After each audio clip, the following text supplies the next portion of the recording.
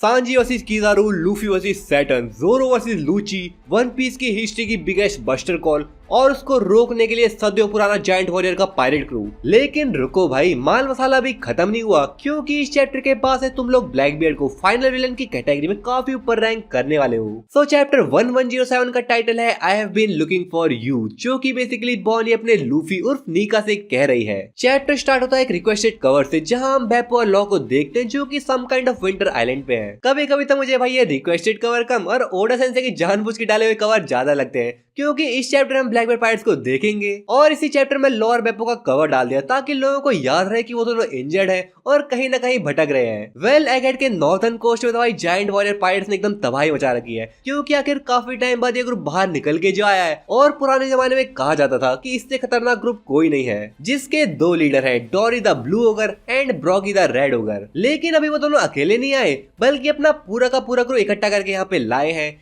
जिसके अंदर भाई हम दो जायंट जो कि हमने इम्पल डाउन के गार्ड्स में देखे थे, ओइमा और काशी भी यहाँ पे हैं। डोरी और ब्रॉगी की तरफ से भाई पूरे ग्रुप को खुली छूट मिल गई थी कि जाओ और शिप्स को तबाह कर दो, कोई भी शिप बचना नहीं चाहिए, लेकिन हाँ कैनन से जरा संभल के रहना। सो यहाँ पे पूरा क्रू ऐसा ही करता, जहाँ पे भाई वो मरीज के ऊपर टूट पड़े और एक एक करके मरीज की शिप को डिस्ट्रॉय कर रहे थे। जहाँ भाई पहले से ही पैसिफिक ने मरीज की नाक में दम कर रखा था, क्योंकि अभी तक लगभग 30 जो मरीज के शिप थे जो स्मॉल और मीडियम साइज के थे वो भाई डिस्ट्रॉय हो चुके थे। सो इस सीन को देख के वो बहुत सारे चीन वाला जो वाइस एडमिरल था इसे संभालने का ट्राई करता है, जिसका नाम यहाँ पे रेड किंग बताया गया है। सो वो सारे छोटे शिप्स को ऑर्डर देता कि वो रास्ते से हट जाए और जो बड़े बैटल शिप्स हैं वो आगे आए, जिससे पहले वो पैसिफिक को टारगेट करेंगे। सो करेंटली अभी भी मरीज के पास काफी फायर पावर बाकी है, क्योंकि वो 100 शिप्स यहाँ पे लेके आए थे और अभी भी लगभग यार 70 शिप्स बाकी है। तो ये जो बस्टर कॉल है वो इतनी जल्दी तो रुकने नहीं वाली, जिसका मतलब स्ट्रॉ हेड्स को तो यहाँ से निकलना ही पड़ेगा और उनके लिए आशा की एक किरण बन के आए हैं जायंट वॉरियर पायरेट्स का पूरा क्रू, जिन्हें भाई यहाँ पे उसॉप अपने बाइनोकुलर्स को यूज करके देख लेता और बाकी सब लोग भी उसॉप के साथ वहीं पे थे। उसॉप तो अपने मास्टर डोरी और ब्रॉगी को देख के यहाँ पे एकदम शॉक रह गया कि आखिर वो लोग यहाँ पे क्या कर रहे हैं। सो वेगापंक एडिसन यहाँ पे कहता है कि अगर तुम लोग इनको जानते हो तो मे बी ये लोग न्यूज सुन के यहाँ पे आए होंगे, क्योंकि इतनी बड़ी मरीज की टोली एकेड में आ रही है तो इसकी न्यूज तो जरूर छपी होगी। हाँ वो अलग बात है कि गवर्नमेंट को न्यूज में अच्छा दिखाया होगा, जो कि वो है नहीं। उसॉप तो भाई ये सुन के एकदम रोने लग गया कि उसके मास्टर यहाँ पे कोई वॉर वेज करने के लिए नहीं आए, बल्कि उनको बचाने के लिए आए हैं। अरे हाँ भाई उसॉप, हाँ तुम लोगों को बचाने के लिए यहाँ पे आए हैं, क्योंकि आखिर उनका गॉड नीका जो एगेड के अंदर है। सो सदियों बाद भाई वो नीका से मिलने का मौका कैसे छोड़ सकते हैं। बट भाई यहाँ पे एक प्रॉब्लम है, क्योंकि चाह के भी वो लोग यहाँ से नहीं निकल सकते, क्योंकि आखिर उनकी प्यारी थाउजेंड सनी बर्फ के ऊपर फिसलते जो जा रही है और अगर उसे नहीं रोका गया तो वो सीधे नीचे जाके गिरेगी। बट उससे भी पहले एगेड की जो लीडर्स हैं वो उसे तबाह कर देंगी। और स्ट्रॉ हेड्स अपनी दूसरी शिप को तो नहीं खोना चाहेंगे, क्योंकि वो गोइंग मैरी को ऑलरेडी खो चुके हैं। हाँ वो अलग बात है कि गोइंग मैरी स्ट्रॉ हेड्स हमेशा हमारे दिल में रहेगी। सो यहाँ पे शिप को रोकने के लिए जो लिलिथ है वो नामी से कांटेक्ट करती और उसको सारी सिचुएशन समझाती है, क्योंकि या तो उसॉप ने वो जायंट प्लांट्स को यूज करके शिप को रोक सकता है, नहीं तो फिर रॉबिन को अपने बड़े बड़े हाथों को यूज करके इसे रोकना पड़ेगा। मीनवाइल यहाँ पे हम जिम्मी को देखते, जिसको देख के भाई मुझे समझ नहीं आ रहा कि आखिर ये बंदा एगेड के अंदर कर क्या रहा है। हाँ माना कि मरीन फोर्ड, वोल्किक और वानोमस ने काफी पार्ट लिया था, और जब फिशमैन आइलैंड के अंदर इसने लूफी को अपना ब्लड दिया तब तो ये काफी लोगों का फेवरेट बन गया था। लेकिन भाई इसका ये मतलब तो नहीं है कि एगेड में इसने कुछ भी नहीं करवाएंगे। अभी तो फिलहाल के जोरो के पास जा रहा था ताकि ये उसको वापस ला सके। और फाइनली भाई काफी चैप्टर्स बाद हम जोरो की एक झलक देखते हैं। हाँ भाई वह झलक ही देखने को मिलती है। जोरो यहाँ पे अभी भी लूची से फाइट कर रहा है, बट हम देखते हैं कि जोरो है वो टू स्वॉर्ड स्टाइल को यूज कर रहा और उसने अपना बैंडाना भी नहीं पहना है, मानो अभी वो इतना सीरियस नहीं है। झूठ बोल रहा है। बट फिर भी यहाँ पे जोरो और लूची दोनों ही हाफ रहे थे, और जोरो तो यहाँ पे लूची की तारीफ भी करता है कि वो कितना टफ है। बट जोरो को भी थोड़ी जल्दी थी, सो जोरो कहता कि टाइम आ गया है ये ड्रामा रैप अप करने का। लेकिन लूची भी लाइक तू तो साले ऐसे बोल रहा है जैसे जीत गया हो, तेरा क्रू तेरा वेट कर रहा है ना, तू उनके लिए एक बर्डन से ज्यादा कुछ नहीं है। एक काम कर, तू यहाँ पे गिव अप कर दे, क्यों फालतू में उनको वेट करा रहा है, क्योंकि आखिर तू मेरे हाथों मारा ही जाएगा। सो बेफालतू में एक मरे आदमी के लिए उनका रुकना कोई सेंस नहीं करता। अरे लूची भाई कुछ ज्यादा ही सीरियस हो गया लगता है, यहाँ पे भाई जोरो की काफी गंदी बेइज्जती मार रहा है ये। वेल बेचारा करे भी क्या, पहले जब लूफी से फाइट करा था तो इसको समझ में आया कि अब लूफी मेरे बस के बाहर हो गया है, सो अब जोरो को भाई नीचे दिखाने का ट्राई कर रहा है। बट भाई सीरियसली जोरो ने यहाँ पे सही में काफी टाइम ले लिया है। यहाँ पे समझ में नहीं आ रहा कि जोरो आखिर करना क्या चाहता है। क्या सच में लूची को हराने में इसे इतनी डिफिकल्टी हो रही है, या फिर जब तक बाकी चीजें सॉर्ट आउट नहीं हो जाती तब तक लूची के साथ टाइम वेस्ट करने का डिसाइड कर रहा है यहाँ पे। क्योंकि अगर लूची को यहाँ से पेल के कहीं और चले गया तो लूची अपने अवेकन डेल्फोर्ड की पावर की मदद से जल्दी रिकवर कर लेगा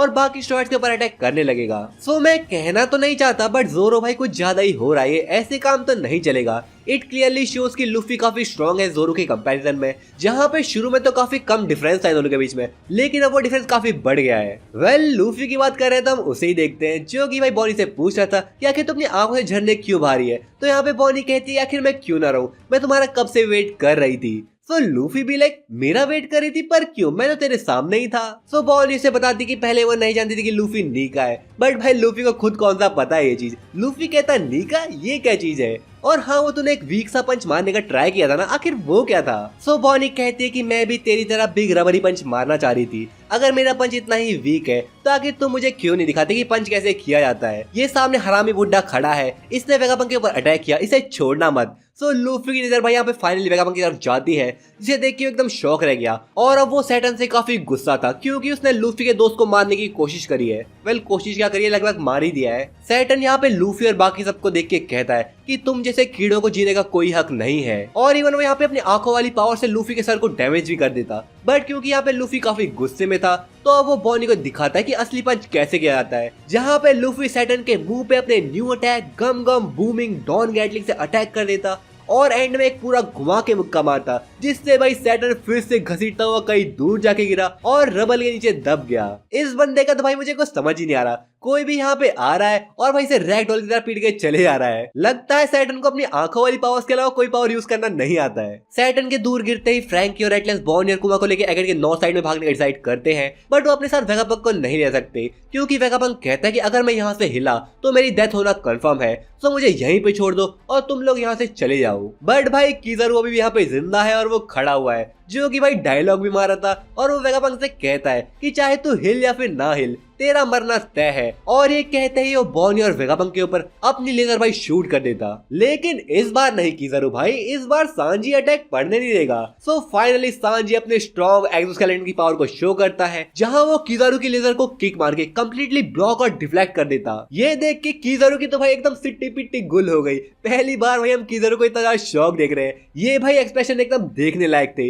इवन फ्रैंकी भी यहाँ पे चौंक गया कि सांजी ने भाई लेजर को ब्लॉक कर दिया है। सो सांजी भी लाइक इसमें चौंकने की क्या बात है, आखिर लव के आगे ये लाइट क्या चीज है। जिसे सुन के किज़ारू कहता है कि अगर ऐसा है फिर तो हमें फिजिक्स वगैरह की जो किताबें हैं वो रद्दी में फेंक देनी चाहिए। बात तो सही है। सो अब किज़ारू के आगे लूफी और सांजी खड़े थे, जिस बात का फायदा उठा के फ्रैंकी एटलस बॉनी और कुमा वहां से निकल लिए। बट वेगापंक अभी भी जमीन में बैठा था और किज़ारू कह रहा था कि अब मैं थोड़ी दुविधा में हूँ, अब मुझे कम से कम तुम लोगों का सर लेके जाना पड़ेगा, नहीं तो मैं थोड़ी मुश्किल में आ जाऊंगा। लेकिन भाई सांजी तो किज़ारू से भी कुछ ज्यादा जोश में है। यहाँ पे सांजी बढ़िया से उसके सामने खड़ा था और अपनी सिगरेट को लाइट करते हुए कहता है अगर ऐसा है फिर तो तू एक माफीनामा लिखना शुरू कर दे, क्योंकि हमारा सर तो तुझे मिलने से रहा। Sanji fans, this is the moment you are waiting for. यहाँ पे पहली बार ऐसा हुआ है कि लूफी के गियर 5 के साथ कोई और स्ट्रॉ हैट उसके साथ खड़ा है। सो सांजी वर्सेस किज़ारू अब यहाँ पे जरूर होके रहेगा। हाँ भाई लूफी भी उसके साथ खड़ा है, बट मे बी लूफी किज़ारू को सांजी के लिए छोड़ दे और खुद सैटर्न से फाइट करने में लगे, क्योंकि सैटर्न अभी हारा नहीं है, वो तो बस रबल के नीचे दबा हुआ था। लेकिन सैटर्न के पास अब आ खड़े हुए थे ब्लैक बियर्ड पायरेट्स के 2 Titanic commander Catarina Devon and Van Augur, जो सैटर्न को लेके बात कर रहे थे कि आखिर गोरो से कैसे धूल चाट रहा है और आखिर ऐसी कौन सी मिस्टीरियस पावर लेके बैठा है ये। बट क्योंकि एक गोरो से उनके सामने था तो यहाँ पे कैटरीना कहती है कि हमारा काम आसान हो गया, और वो सैटर्न के लेग को टच करती और बोलती है मिशन कंप्लीट। सैटर्न यहाँ उनसे पूछता कि आखिर वो यहाँ पे क्या कर रहे हैं, और आखिर एक इम्पल डाउन की लेवल 6 की प्रिजनर जो कैटरीना है वो भाई कब से किसी के नीचे काम करने लगी।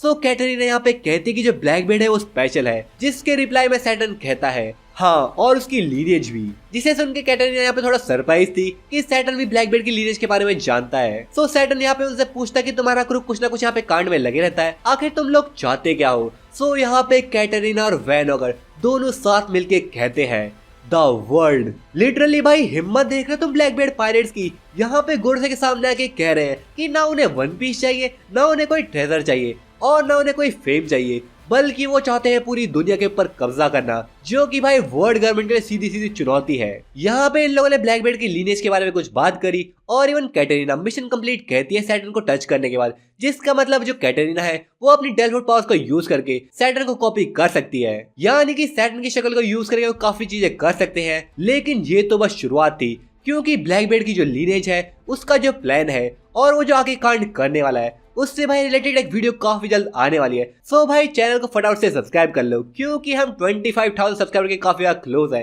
मैंने भाई उम्मीद भी नहीं करी थी हम यहाँ तक पहुंच पाएंगे। वेल इतनी बकवास करके इससे पहले कि सैटर्न उनके ऊपर अटैक करता, वैनोक और दोनों को टेलीपोर्ट कर देता है जहाँ पे वो दोनों अपनी शिप की तरफ जा रहे थे। लेकिन पीछे से यहाँ पे उनको कैरिबू अप्रोच करता और ऐसे ड्रामा करता कि भाई वो ब्लैक बेल्ट पायरेट्स का कितना बड़ा फैन है और उसने टीच को देख के ही सेल करना शुरू किया था।